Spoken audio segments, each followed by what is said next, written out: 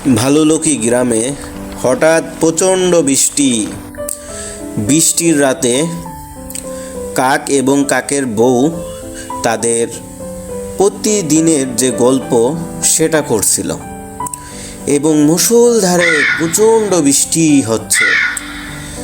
বৃষ্টির মাঝেই তারা গ্রামে জানতে পারে এক দুষ্টু শিকারীরা আসবে। তাদের সবাই যেন একটা খুবই চিন্তা। কিছু পাখি সেই রাতেই গ্রাম ছেড়ে চলে গেছে।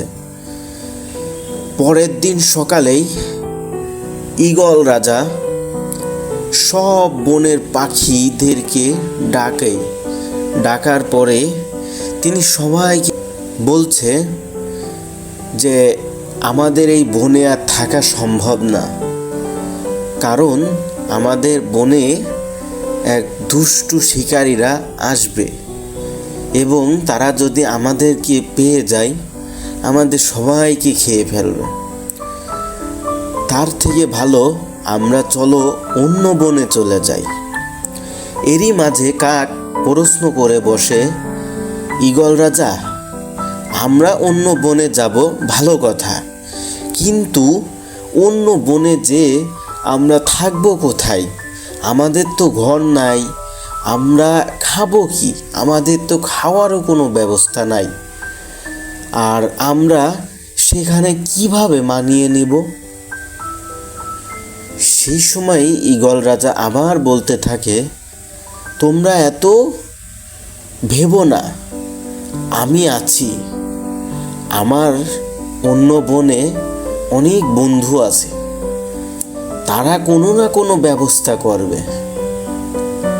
তোমরা চলো। এই বলে ঈগল রাজা তাদের সবাইকে নিয়ে অন্য বনের উদ্দেশ্যে চলে গেল। সেই বনে যাওয়া মাত্রই তারা দেখতে পেল আরো অনেক পাখি সেখানে আছে।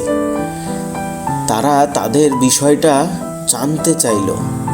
ঈগল রাজা তাদেরকে সব খুলে বলল এবং তারা বিষয়টা বোঝার পরে তারা সেখানে তাদের জন্য বাড়ি তৈরি করার সকল কিছু সরঞ্জাম আনলো এবং আস্তে আস্তে সব পাখি মিলে তাদের সবার জন্য বাড়ি তৈরি করে দিল এবং তারা রাত্রের খাবার খাওয়ার জন্য প্রস্তুতি নিল।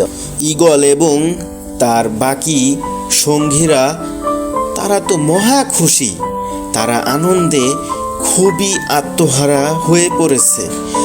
টিয়া তাদেরকে তাদের বনের সকল বিষয় এবং ভালো মন্দ সব তুলে ধরতেছে।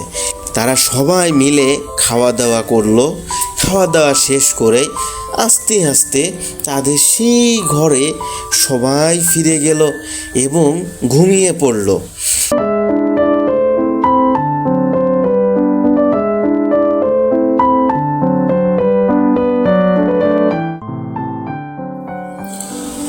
পরের দিন সকালে ঈগল এক ফাঁকা মাঠের ভিতরে গেল, যে খুব নীরবে শান্ত হয়ে কিছু একটা গভীর মনে ভাবছিল।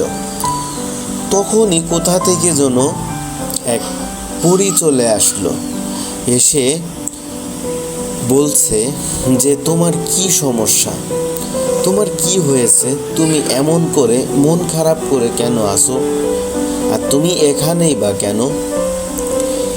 ঈগল বলল, আমি এক বনের রাজা, আমার বনে এক দুষ্টু শিকারীরা আক্রমণ করতে আসছিল, আমি তাদের সাথে লড়াই করে পারবো না। সেই কথা চিন্তা করে আমার বনের যারা আমার সঙ্গী আছে সবাইকে নিয়ে আমি অন্য বনে চলে আসছি।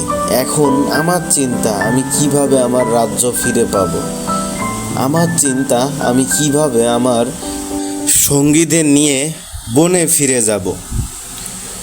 এটা বলা মাত্রই পরী জবাবে বলল, দেখো ঈগল রাজা, তুমি কোনো চিন্তা করো না, আমি সেই বনে তোমার সাথে যাব এবং কার এত বড় সাহস সেটা আমি দেখে ছাড়ব এবং কে তোমাদের শিকার করতে চাই এবং শিকার করে সেটাও আমি দেখে নেব।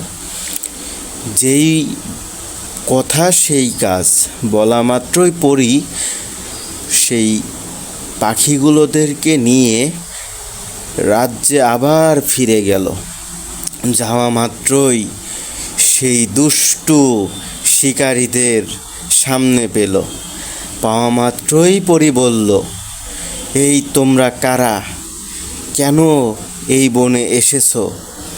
এটা তো ঈগলের রাজ্য, এখানে তোমাদের কে আসার সাহস দেছে এবং তুমি পাখিদেরকে খেয়ে ফেলবা এমন সাহস তোমাকে কে দিয়েছে? এটা বলা মাত্রই পরে জাদুর লাঠি দিয়ে আগুন মেরে সেই দুষ্টু শিকারীকে মেরে ফেলা মাত্রই সব কিছু যেন আবার পুনরায় ফিরে পেল। ঈগল তার রাজ্য আবার ফিরে পেল। ঈগল যেন নির্ভয়ে দিন কাটাতে থাকলো।